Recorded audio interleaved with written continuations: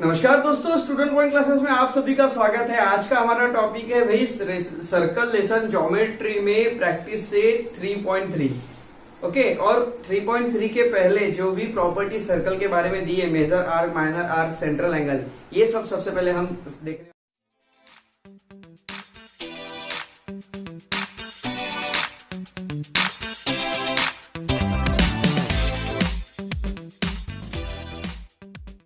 Friends, अगर आपने हमारे चैनल को अभी तक सब्सक्राइब नहीं किया है तो सब्सक्राइब आवर चैनल और बेल आइकन को दबाना ना भूले ताकि हमारे वीडियोस के सारे अपडेट्स आपको मिलते रहे। दोस्तों, यहाँ पर आप डायग्राम देख रहे हैं कि भाई मैंने बना रखा है arc of circle, central angle और measures of an arc. Okay, तो देखिए सबसे पहले अगर हम आर्क ऑफ सर्कल की बात करें तो भाई आर्क ऑफ सर्कल मतलब क्या था। सर्कल की जो आर्क होती है ये तीन तरह की होती है। एक होती है भाई माइनर आर्क, दूसरी मेजर आर्क और एक होती है सेमी सर्कल आर्क। ओके, तो देखेंगे भाई क्या है माइनर आर्क। देखिए मान लीजिए ये भाई एक सर्कल दिख रहा है आपको। इस सर्कल में दो पार्ट बने हुए, एक ये बिगर पार्ट है और एक स्मॉलर पार्ट है। तो जो स्मॉल वाला पार्ट होगा वो होगी माइनर आर्क। मतलब आर्क मतलब क्या, जैसे AXB, मतलब ये सर्कल का जो रिंग है, इस रिंग का ये वाला जो पार्ट आपको दिख रहा है, ये जो टुकड़ा दिख रहा है आपको, ओके, ये एक आर्क है और ये भी एक आर्क है। आप देख सकते हैं कि भाई ये बड़ी आर्क है, ये छोटी आर्क है। तो यहां पर हम क्या लिखेंगे कि भाई आर्क जो है, यहां पर अगर हम लिखे MAJOR, भाई मेजर आर्क की अगर हम बात करें तो मेजर आर्क यहां पर हो जाएगी आर्क AYB। ओके, यहां पे AYB ये मेजर आर्क होगी। अगर मैं माइनर आर्क की बात करूं, माइनर आर्क की अगर हम बात करें तो भाई यहां पर AXB, ये यहां पर माइनर आर्क हो जाएगी। ऐसा लिख ले भाई, आर्क AXB। ओके, ये हो गई भाई माइनर आर्क। अब सेमी सर्कल आर्क के बारे में अगर मैं आपको बताऊं तो जैसे मान लीजिए, जैसे यहां पर मैंने सर्कल तो नहीं बनाया पर यहां पर एक सर्कल बना लेता हूं। जैसे ये एक सर्कल है, ओके, ये एक सर्कल है, कोई ड्राइंग उतनी अच्छी है नहीं, तो यहां से इसका सेंटर है। अगर कोई लाइन ऐसे डायमीटर बनाती है, ओके, तो इसका नाम दे दे भाई PQ, इधर R और इधर S।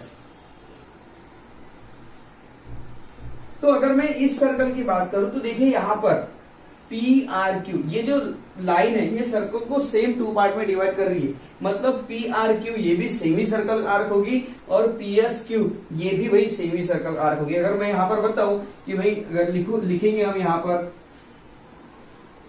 सेमी सर्कल आर्क, तो भाई सेमी सर्कल आर्क क्या होगी, यहां पर होगी आर्क PRQ और आर्क PSQ।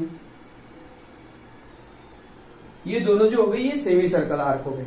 ओके, अब आते हैं हम सेंट्रल एंगल पर। इसके बारे में हम बात और आगे करने वाले कि भाई कैसे मेजर, इनका मेजर कैसे फाइंड करना, हम वो भी देखने वाले। ओके, तो सबसे अब आते हैं हम सेंट्रल एंगल पर। सेंट्रल एंगल क्या है? सेंट्रल एंगल देखिए मतलब एक ऐसा एंगल जो सर्कल के सेंटर पर बना है। जैसे देखो अगर एंगल AOB की बात करें तो ये देखिए ये सेंटर पर बना हुआ। ओके, तो इसे हम सेंट्रल एंगल कहते हैं। जैसे मान लीजिए अगर मैं इसका नाम अगर थीटा दे दूं तो लिखेंगे भाई theta is a central angle. तो यहां पर थीटा जो होगा ये सेंट्रल एंगल होगा। अब मान लीजिए यहां पर अगर हमें सेंट्रल एंगल का अगर हम मेजर निकालना चाहते हैं, इसका माप निकालना चाहते हैं, भाई क्या होगा, तो आपको सबको पता है कि जो सर्कल होता है, सर्कल का पूरा सर्कल का जो मेजर होता है वो 360 होता है। ओके, तो यहां पर जैसे मान लीजिए हमें ये वाला अगर पार्ट दिया है, हमें अगर ये पार्ट दिया हुआ है, ओके, मान लीजिए कि हमें ये पार्ट भाई 330 हमें दे दिया, ओके, तो हम ये पार्ट इजीली निकाल सकते हैं। कैसे निकालेंगे? मेजर ऑफ सेंट्रल एंगल, ऐसा निकालेंगे भाई, मेजर ऑफ, या फिर ऐसा लिख ले, measure of central angle is equals to 360 minus theta. Okay, तो यहां पर देखिए थीटा, यहां पर सॉरी 360 माइनस मेजर, यहां पे लेना पड़ेगा अभी भाई मेजर एंगल। तो मेजर एंगल क्या होगा भाई 330।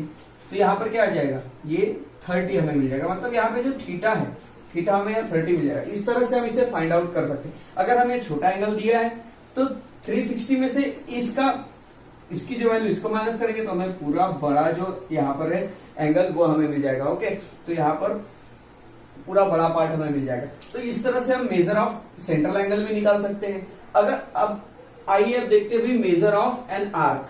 आर्क का मेजर कैसे निकालना है, आर्क का मेजर कैसे निकाला जाता है।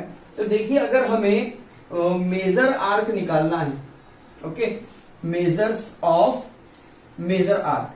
अब यहां पर एक बात हमें बहुत ध्यान में रखने वाली है। यहां पर सबसे पहले एक बात मैंने नहीं बताया, वो आपको बता दूं। देखिए, मान लो अगर ये जो है ये थीटा नहीं है, ये अगर 30 है, तो आर्क एपीबी, यहां पे मेजर आर्क एपीबी ये भी 30 होगा। ओके, अगर ये 30 है तो ये भी 30 होगा, और ये अगर ये एंगल 330 है तो ये पूरा जो रिंग होगा, इतना पार्ट ए क्यू बी वाला पार्ट जो होगा ये 330 होगा। ओके, तो हमेशा याद रखना है जो सेंट्रल एंगल होता है उसी के अपोजिट वाला, जो मतलब उस एंगल ने जितने पार्ट को अपने अंदर लिया हुआ है, ये पार्ट ये सेम सेंट्रल एंगल के इक्वल होता है। ये बात यहां पर हमें ध्यान रखनी है। अब साथ में हम मेजर ऑफ आर्क की बात करें तो भाई मेजर ऑफ माइनर आर्क अगर हम देखें, जैसे देखिए हमें दो चीजें दी रहेगी, हमें पूरी पता है। देखिए जैसे सेंट्रल एंगल जो है, ये जो एंगल होता है सर्कल 360 का होता है, वैसे ये पूरा रिंग जो है ये भी भाई पूरा 360 का ही होता है। ओके, मतलब ये पूरी आर्क भी 360 की होती है। तो जैसे हमें क्या करना है भाई, हमें अगर माइनर आर्क निकालना है, अगर हम बात करें measure of minor arc is equal to, भाई ये क्या हो जाएगा 360 minus measure of major arc. Okay, देखिए जैसे यहां पर दोनों सर्कल है, इसमें भी जैसे ये जो भाई सिकेंट है, ओके, ये जैसे सिकेंट सर्कल की दो आर्क बना रही है, एक माइनर आर्क एक मेजर आर्क, वैसे ही यहाँ पर ये एक सेक्टर है।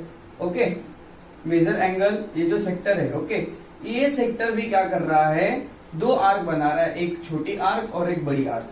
तो अगर हमें माइनर आर्क का मेजर निकालना है तो क्या करना पड़ेगा, 360 मतलब पूरे सर्कल में से हमें मेजर आर्क को माइनस करना पड़ेगा, तो माइनर आर्क हमें मिल जाएगी। सेम एज इट इज अगर हम मेजर आर्क की बात करें तो measure of major arc is equal to, ये भी हो जाएगा 360 minus measure of minor arc. Okay, तो देखो इस तरह से ये दोनों फॉर्मूले यहां पर बनते हैं, एक मेजर आर्क फाइंड करने के लिए और एक माइनर आर्क फाइंड करने के लिए। और जिस तरह सीकेंट सर्कल में दो पार्ट करती है, एक माइनर आर्क और एक मेजर आर्क बनाती है, वैसे ही जो सेक्टर है, ओके, एंगल से जो सेक्टर बनता है यहाँ पर, ये भी क्या करता है भाई, माइनर आर्क और मेजर आर्क इस तरह से सर्कल को पार्ट में डिवाइड कर देता है। तो आइए फ्रेंड्स देखते हैं कॉन्ग्रुएंस ऑफ आर्क। भाई आर्क मतलब कॉन्ग्रुएंट आर्क जो है ये कॉन्ग्रुएंट कब होंगी, ये हम इस फिगर से हम समझेंगे। देखिए यहाँ पर दो सर्कल है भाई, ओके, और दोनों का जो सेंटर है वो कॉमन है। ओके, ये एक सर्कल है, इनर सर्कल, और एक ये आउटर सर्कल। ओके, एक छोटा सर्कल है और एक बड़ा सर्कल है। इसमें अगर हम देखें तो यहाँ पर ये एक्टिविटी हमें इसलिए दी है, हमें आर्क की कॉन्ग्रुएंसी समझने के लिए दी है कि भाई आर्क कॉन्ग्रुएंट कब होते हैं। अब देखिए अगर मैं इस सर्कल की बात करूं, भाई छोटे वाले सर्कल की बात करूं, तो यहां पर एंगल CAB ये इक्वल होगा, और एंगल ACB लिखेंगे भाई, एंगल ACB ये इक्वल होगा एंगल LCK से या KCL से, एंगल यहां लिख लेंगे एंगल KCL। ओके, अब ये दोनों एंगल जो आपस में इक्वल है, क्योंकि दोनों का मेजर क्या है भाई 70 डिग्री, दोनों का मेजर जो यहाँ पर एकदम सेम है। ओके, तो यहां पर देखिए अब हमने क्या सीखा है, मैंने आपको ये बताया था कि जो एंगल होता है, जैसे मान लीजिए अगर ये 70 डिग्री, तो इसका जो मेजर आर्क होगा ये भी 70 होगा। सेम अगर मैं बड़े वाले सर्कल की अगर बात करूं तो इसका भी जो मेजर होगा ये भी 70 होगा। ओके, ये भी 70 होगा। पर यहां पर एक बात ध्यान में हमें ये रखना है कि क्या ये दोनों आर्क कॉन्ग्रुएंट होगी? बिल्कुल नहीं। देखिए सेंट्रल एंगल से मेजर अगर ये भी 70 होगा, मेजर अगर ये भी 70 होगा, बात एकदम सही है। पर ये दोनों आर्क कॉन्ग्रुएंट नहीं हो सकती क्योंकि इन दोनों का साइज छोटा बड़ा। अगर मैं इस पार्ट को अगर काट कर यहां शिफ्ट कर दूं तो क्या ये कोइंसाइड कर जाएगा? नहीं। कोइंसाइड करना मतलब ए और डी और बी और ई, क्या ये पॉइंट इक्वल हो जाएंगे? नहीं। अगर इस आर्क को अगर हम यहां शिफ्ट कर दें तो लगभग ये तो इतनी पोर्शन में आएगी, इतनी बड़ी नहीं होगी। इसका मतलब ये दोनों आर्क जो है ये कॉन्ग्रुएंस नहीं है। तो फिर आर्क कॉन्ग्रुएंट होती कब है? आर्क तब कॉन्ग्रुएंट होती है जब उनकी रेडियस सेम हो। जैसे देखिए अगर हम आर्क ए बी की बात करें, भाई यहां पर अगर हम बात करें मेजर आर्क, अगर हम ए बी की बात करें तो ये इक्वल होगी मेजर आर्क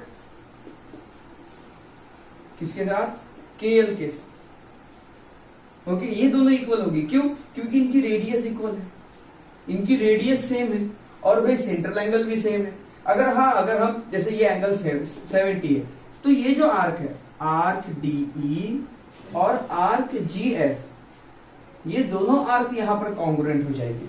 ओके, ये दोनों आर्क यहां पर कॉन्ग्रुएंट हो जाएगी। तो हमें ये एक्टिविटी से हमें यही समझना है कि आर्क कॉन्ग्रुएंट तब ही होती है जब उनकी रेडियस इक्वल हो और सेंट्रल एंगल इक्वल हो, तो ही वो आर्क कॉन्ग्रुएंट होती है। अदरवाइज भले उनका सेंट्रल एंगल इक्वल होगा, अगर रेडियस डिफरेंट है तो they are not will be congruent, वो कॉन्ग्रुएंट नहीं होगी। ओके, अब आते हैं भाई हमारे नेक्स्ट टॉपिक पर। तो आइए property of sum of the arc देखते हैं कि भाई जो आर्क होते हैं आर्क का सम कैसे करना। तो सिंपल सी बात है, बहुत सिंपल है। जैसे हम लाइन की बात करते हैं, भाई लाइन कैसे, भाई यहां पर ये देखिए जैसे एक लाइन है, ये इसका नाम है ए बी और ये पॉइंट है भाई सी और यहाँ पे डी, ऐसे 4 पॉइंट हमने ले लिया। तो ए बी का मेजर क्या होगा? A B is equals to A C plus C D plus D B is equals to A B हो जाएगा। ओके, सेम वैसा ही अगर हमें भाई यहाँ पे मेजर आर्क ए ई करना है, ओके, मेजर आर्क ए सी ई अगर हमें यहां पर करना है, लिखेंगे भाई अब यहां पर मेजर्स ऑफ, जैसे मेजर निकालना है मतलब माप, तो यहां पर स्मॉल एम लिखते हैं। मेजर आर्क ए सी ई अगर हमें करना है तो भाई हम क्या करेंगे, हम लिखेंगे ए बी सी, लिखेंगे major arc A B C plus major arc C D E, major arc C D E. Okay, हम ये लिख सकते हैं, मतलब एक पार्ट यहां से यहां तक का, दूसरा पार्ट यहां से यहां तक का। ओके, ये होगा। हाँ, पर हम इसे ऐसा नहीं लिख सकते। मेजर आर्क ए सी ई अगर हमें फाइंड आउट करना है, so we can't write like this, major arc A B C plus major arc B C D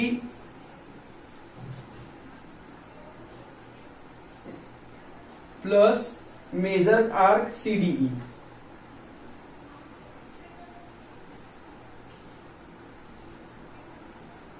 इसमें देखिए, इसमें क्या हो जाएगा, ये वाला पार्ट और ये वाला पार्ट डबल हो जाएगा। ओके, तो ऐसा डबल नहीं करना है। जैसे हम यहां पर अगर हम बात करें तो हम जैसे अगर मुझे मेजर आर्क ए बी की बात करें तो हम ऐसा ले सकते हैं, मेजर आर्क ए डी, मतलब सॉरी यहाँ आर्क नहीं लाइन आएगी। तो ये जो लाइन हमें लेना है ए बी का, अगर हमें मेजर करना है, ओके, डिस्टेंस लेना है यहाँ पे, तो ये हम लिख सकते हैं AD प्लस DB, हम ये लिख सकते हैं। पर क्या हम ऐसा लिख सकते हैं AD, ये ऐसा हम नहीं लिख सकते। ओके, इसे इक्वल नॉट कर देंगे भाई। हम क्या ऐसा लिख सकते हैं AD प्लस CB, क्या ये AB हो जाएगा? बिल्कुल नहीं, ये तो गलत हो जाएगा। कैसे? मान लीजिए ये 5 है, ये 5 है, ये 4 है और ये 2 है। ओके, टोटल डिस्टेंस कितना होता है भाई? 5 4 9 प्लस 2 भाई 11 हो जाता है। ओके, तो अगर हम AD और BD लिए तो ये हो जाएगा भाई 9 plus 2 is equal to 11।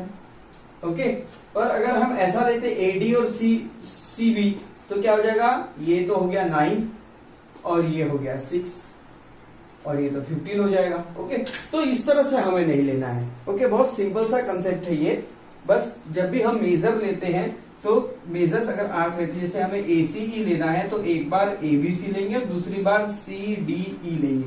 Okay, इस तरह से हमें आर्क का मेजर करना होता है। तो अब आते हुए आपके बुक में आगे थ्योरम्स दिए हुए, उन थ्योरम्स को सॉल्व करेंगे, फिर एक्सरसाइज स्टार्ट करेंगे। तो आइए अब थ्योरम करते हैं। भाई लिखा हुआ है the chord corresponding to congruent arc of a circle are congruent. मतलब देखिए कि भाई एक सर्कल है और इस सर्कल में जो आर्क है, आर्क ये कॉन्ग्रुएंट है, ये हमें गिवन है।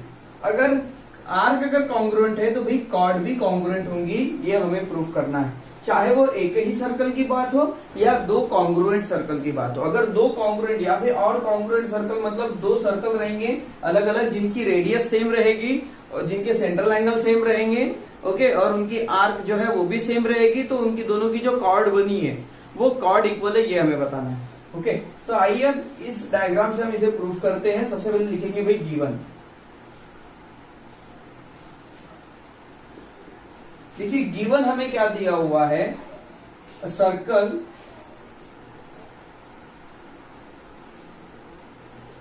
विथ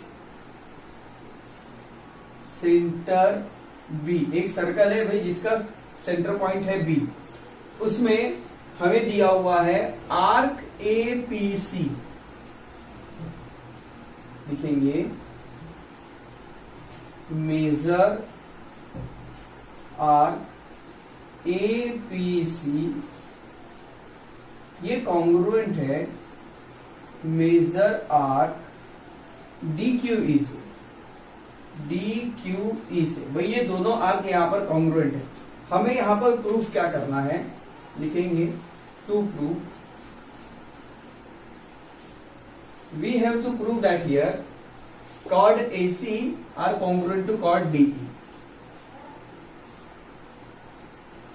chord AC ये कॉन्ग्रुएंट है chord DE से, ये हमें यहां पर प्रूफ करना है। ओके, बहुत सिंपल प्रूफ है इसका, बहुत सिंपली हम प्रूफ करेंगे। लिखेंगे भाई प्रूफ। देखिए अभी हमें क्या बताना है, हमें यहां पर ना दो ट्रायंगल ले लेने। लिखेंगे in triangle ABC and triangle DBE, triangle DBE, ये दो ट्रायंगल हम ले लेते हैं। अब यहां पर देखिए हम क्या बताएंगे भाई, इन साइड्स को हम इक्वल बताएंगे, क्योंकि ये सब तो रेडियस ही है। ये भी रेडियस है, ये भी रेडियस है, ये भी रेडियस है, ये भी रेडियस है। ओके, तो हम क्या करेंगे, AB लिखेंगे, AB या BE एक ही बात है।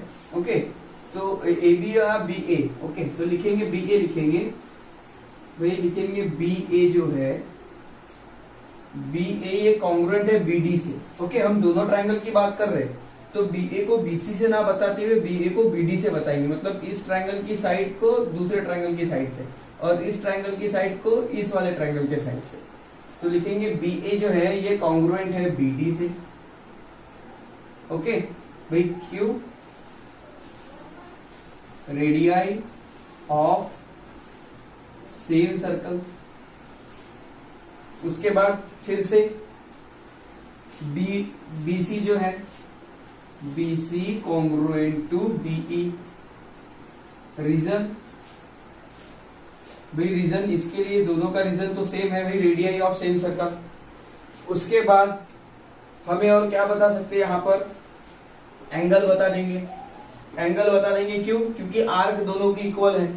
तो लिखेंगे मेजर एंगल, यहां पर angle A B C, angle A B C ये कॉन्ग्रुएंट है angle B D B E से, एंगल डी बी ई से। ओके, ये क्यों आ जाएगा, क्योंकि आर्क जो है इसकी कॉन्ग्रुएंट है।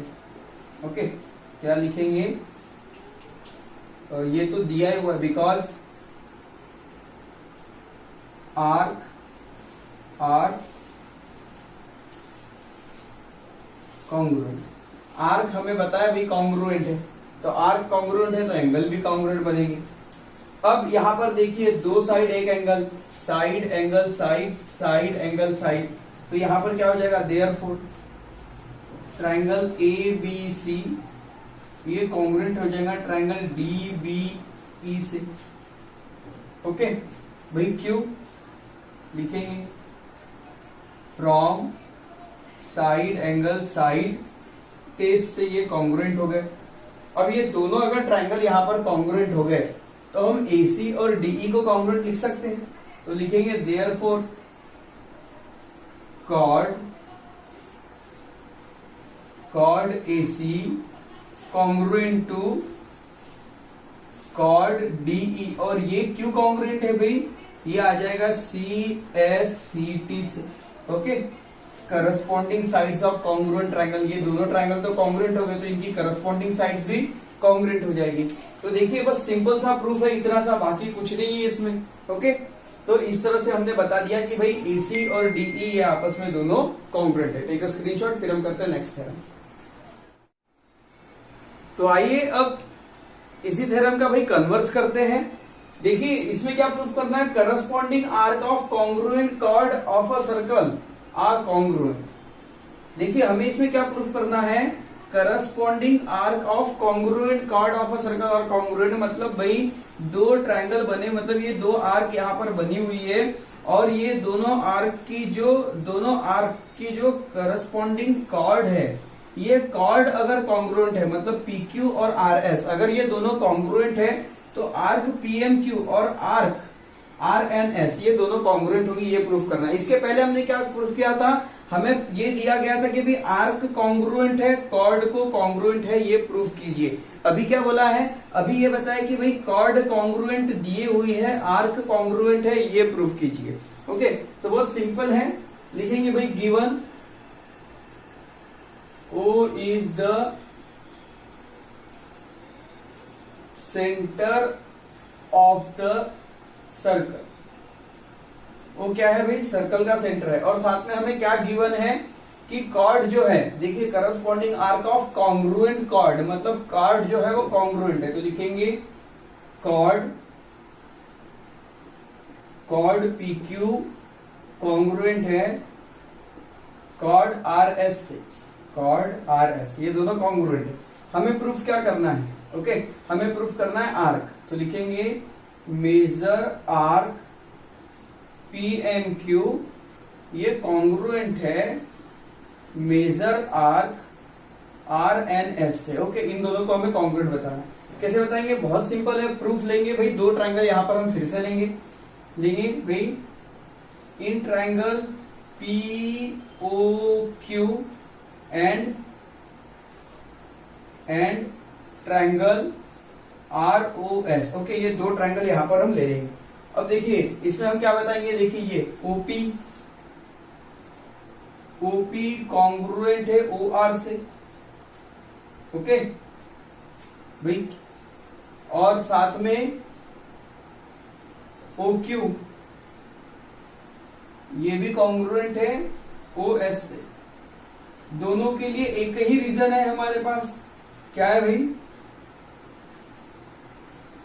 Radii of same circle. Okay, ये रीजन जो है दोनों के लिए हो गया। अब देखिए यहां पर हमें दिया हुआ कि कॉर्ड तो कॉन्ग्रुएंट है, तो देखिए हमने भाई इसको आपस में कॉन्ग्रुएंट बता दिया। अब लिखेंगे भाई कॉर्ड, लिखेंगे PQ कॉन्ग्रुएंट है आर एस से। ये क्यों है भाई, ये तो गिवन है, ये हमें गिवन दिया हुआ है। तो देखिए ये भी कॉन्ग्रुएंट हो गई और ये भी कॉन्ग्रुएंट हो गई। इसे हम दूसरा कलर ले लें भाई, ये और ये। अब देखिए ये ट्रायंगल में देखिए हमने क्या किया भाई, चारों मतलब तीनों साइड को हमने कॉन्ग्रुएंट बता दिया। तो देयरफॉर यहां पे आ जाएगा, therefore from side side side similarity test triangle POQ ये कॉन्ग्रुएंट हो जाएगा ट्रायंगल RO। तो अब देखिए भाई सारी चीजें तो कॉन्ग्रुएंट हो गई, तो देयरफॉर हम ये बता सकते हैं मेजर आर्क PMQ ये कॉन्ग्रुएंट होगा मेजर आर्क RNS से। ओके, तो भाई इस तरह से इसे प्रूफ करना था, बिल्कुल भी सिंपल है, कुछ भी यहाँ पे डिफिकल्ट नहीं है। और हमने क्या किया है, इसके पहले जो प्रूफ किया उसी को हमने घुमा के इसमें लिख दिया, बाकी कुछ नहीं किया। ओके, बहुत सिंपल है, टेक अ स्क्रीनशॉट। तो आइए प्रैक्टिस से 3.3 स्टार्ट करते हैं। भाई 3.3 में फर्स्ट क्वेश्चन दिया हुआ है, उसे मैंने गिवन फॉर्म में लिखा हुआ है, C is the centre of a circle, point DEFG are concyclic point, मतलब ये सर्कल के ऊपर है। उसके बाद एंगल ECF, भाई एंगल ECF कहाँ है भाई, ECF ये जो एंगल है ये हमें दिया हुआ है भाई 70। उसके बाद मेजर आर्क DFG, भाई मेजर आर्क DGF, मतलब ये जो मेजर आर्क है DGF, ओके, ये मेजर आर्क एंगल का नहीं दिया उसने, यहां पर भाई मेजर आर्क दिया है, तो ये जो पूरी आर्क है वो 200 है। ओके, हमें क्या फाइंड करना है, हमें फाइंड करना है आर्क DE, हमें फाइंड करना है भाई आर्क DE, मतलब ये फाइंड करना है, और आर्क DEF और ये भी फाइंड करना है, DEF भी फाइंड करना है, मतलब यहाँ पर हमें आर्क ही फाइंड करनी है। ओके, यहाँ पे हमें एंगल फाइंड नहीं करना है। तो यहाँ पर देखिए ये जो आर्क ये 70 एंगल है, तो हम इसे भी 70 बता देंगे। तो लिखेंगे solution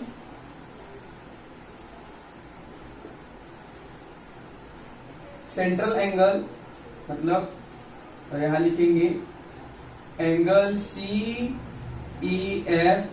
is a central angle, भाई ये एक सेंट्रल एंगल है, देयरफॉर, और एंगल CEF ये क्या है भाई 70 डिग्री, तो देयरफॉर मेजर आर्क EF जो होगी ये भी 70 डिग्री। तो देखिए यहाँ पर ये हमें 70 मिल चुका है। अब देखिए ये 70 हो जाएगा भाई, और ये पूरा है 200, तो ये पूरा यहाँ तो हो गया 270, हमें DE निकालना है।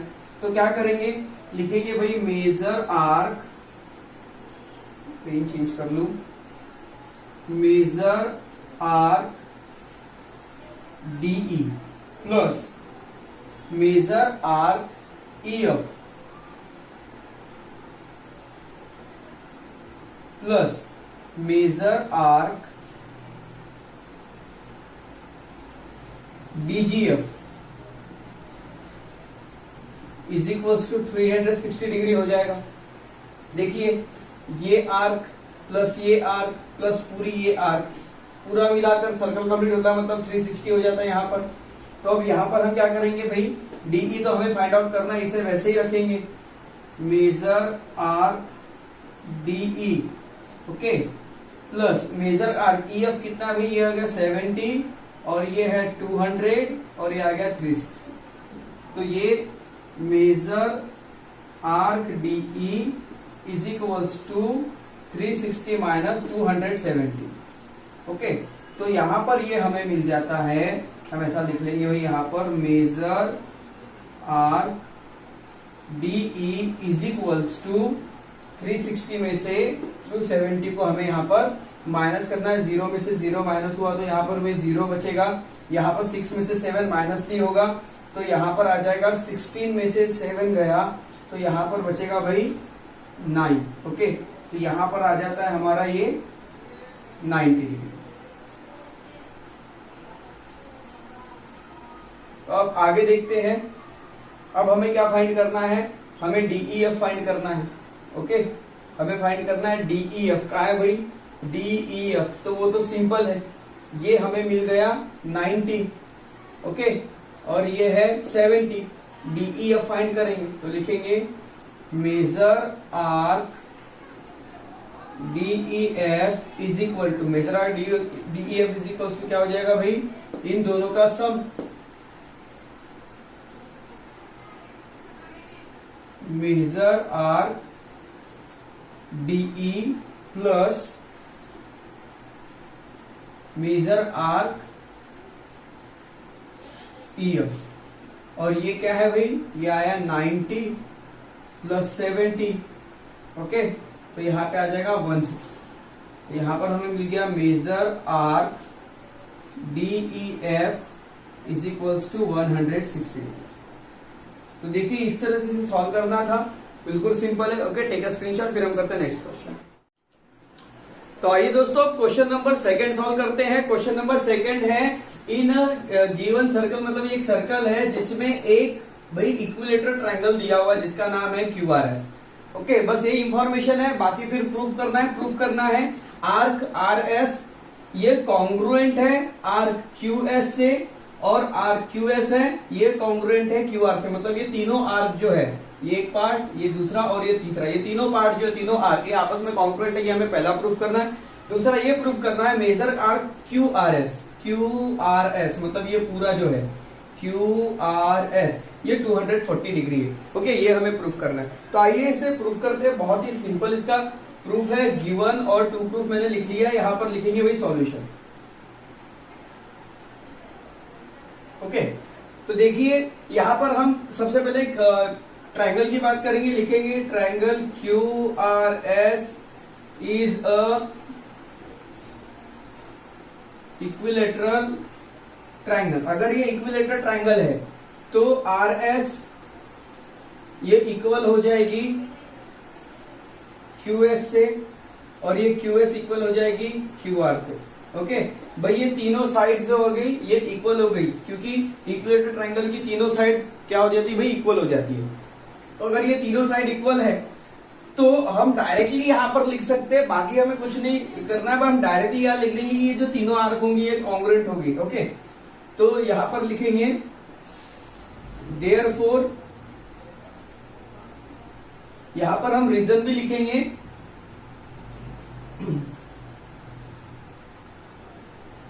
Corresponding arc of congruent chord are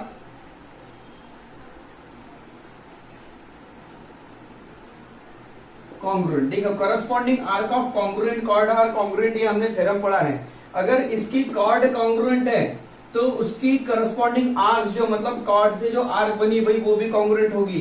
तो देयरफॉर हम यहां पे बता सकते हैं आर्क RS ये कॉन्ग्रुएंट है आर्क QS से, और ये भी कॉन्ग्रुएंट है आर्क QR से। देखिए हमारा पहला प्रूफ यहाँ पर हो चुका है, सिंपल है एकदम। ओके, दूसरा प्रूफ अगर करेंगे हम, क्योंकि ये दूसरा प्रूफ करेंगे, दूसरा प्रूफ क्या है, मेजर आर्क QRS ये 240 है, हमें ये बताना है। ओके, तो मेजर आर्क QRS ये 240, ये कैसे पता चलेगा? तो सबसे पहले हम तीनों आर्क, क्योंकि तीनों आर्क तो इक्वल है, तो लिखेंगे, थोड़ा पेन चेंज कर लो भाई, मेजर आर्क RS ये इक्वल है मेजर आर्क QS से, और ये इक्वल है मेजर आर्क QR से, और इन सब का ओके ये तीनों आर्क जो है भाई इक्वल है। अब इक्वल है तो देखिए तीनों आर्क मिलकर पूरा सर्कल बनाती है। ओके, तो ये इक्वल है तो हम इसे क्या ले लेंगे, x ले लेंगे। इन सब की वैल्यू को हमने x ले लिया, तो अब यहां लिखेंगे, मैं यहां लिख लू भाई, major arc R S is equal plus major arc Q S plus major arc Q R is equal to 360 degree. Okay, हमने हर एक आर्क का मेजर यहाँ पर एक्स यहाँ पर सपोज कर लिया, तो क्या हो जाएगा X plus X is equal to 360 degree. इसी का मतलब क्या हो जाएगा भाई, ये 3x is equal to 360 degree. Okay, इसी का मतलब यहाँ पर क्या हो जाएगा भाई, x is equal to 360 divide by 3 से 36 12 टाइम कैंसिल हो जाएगा, मतलब हो जाएगा 120। तो x इज इक्वल टू हो गया 120। देखिए हमें x इज इक्वल टू 120 मिल गया। हमें क्या लिखना है, हमें प्रूफ करना है QRS। तो लिखेंगे मेजर आर्क QRS, मतलब क्या हो जाएगा भाई, मेजर आर्क QRS किसके बराबर है, major arc QR plus major arc RS के ये बराबर है। इसी का मतलब क्या हो जाएगा, इसी का मतलब देखिए ये ऐसा हो जाएगा x प्लस एक्स। ओके, या x नहीं भी लिखे तो भी डायरेक्ट हम लिख सकते हैं, एक आर्क x है मतलब तीनों का मेजर यहाँ पर जो है 120, तो लिख लेंगे 120 प्लस 120। तो यहाँ पर हमें मिल जाएगा major arc QRS is equals to 240। तो देखिए ये प्रूफ हो चुका है, हम इसमें लिख देंगे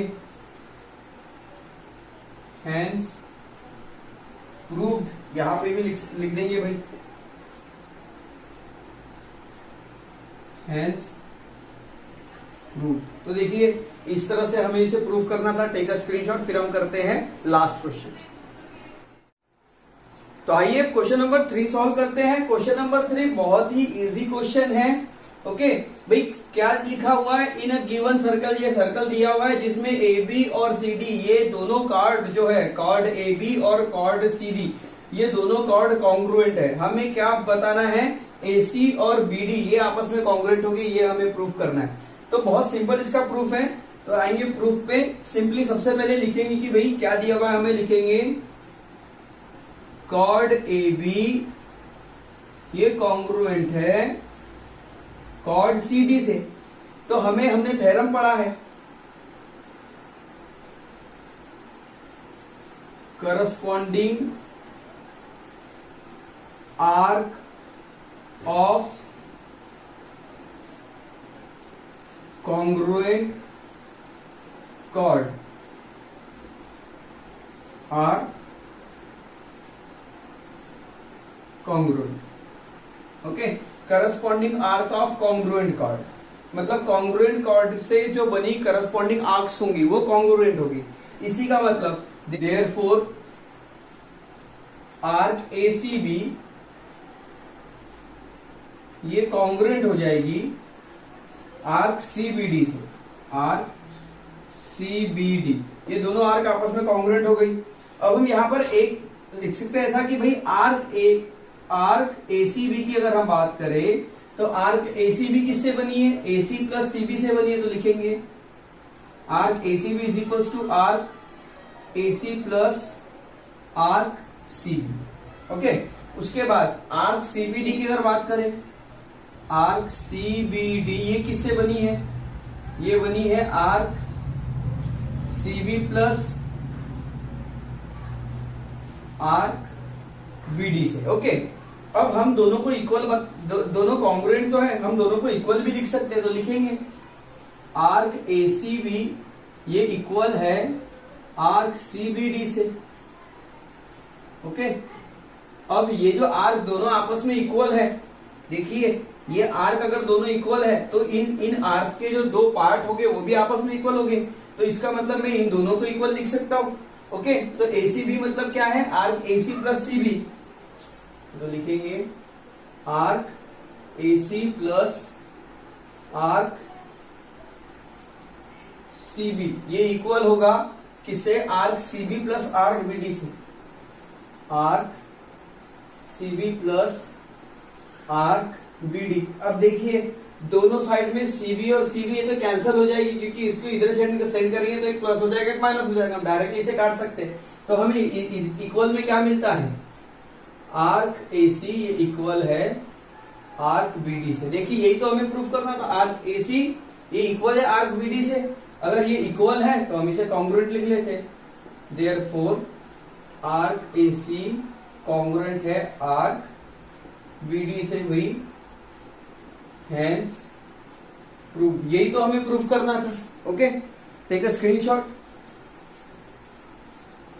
तो फ्रेंड्स देखिए ज्योमेट्री है और ज्योमेट्री बिल्कुल भी डिफिकल्ट नहीं होता है। ओके, बस आपके सामने उसे कैसे रखा जा रहा है ये डिपेंड करता है। ओके, कुछ लोगों को लगता है कि भाई ज्योमेट्री बहुत डिफिकल्ट है, पर बिल्कुल भी डिफिकल्ट नहीं है। हमने ज्योमेट्री में इससे बड़े बड़े एग्जाम्पल्स देखे। इसके पहले लेसन में क्वेश्चन नंबर प्रॉब्लम सेट 2 जो था हमारा, ओके, ज्योमेट्री में प्रॉब्लम सेट 2 में जो जितने भी क्वेश्चन थे, ज्यादातर क्वेश्चन इतने बड़े बड़े थे, बिल्कुल भी डिफिकल्ट नहीं है, ना ये है ना वो है, बस आपके सामने इसको सही ढंग से रखने वाला चाहिए। ओके, तो दोस्तों अगर आपको ऐसा लगता है कि मैं मैथ्स को आपके सामने प्रॉपरली रख पा रहा हूं तो वीडियो को लाइक जरूर कीजिएगा, और चैनल को अगर आपने अभी तक सब्सक्राइब नहीं किया तो चैनल को सब्सक्राइब जरूर कीजिए। और आपके जैसे बहुत सारे ऐसे स्टूडेंट्स हैं जिन्हें इन चीजों की जरूरत है। बहुत सारे ऐसे स्टूडेंट हैं जो गांव में रहते हैं, वो तो बेचारे शहरों में आकर पढ़ भी नहीं पाते। ओके, तो उन तक के ये पहुंचना चाहिए।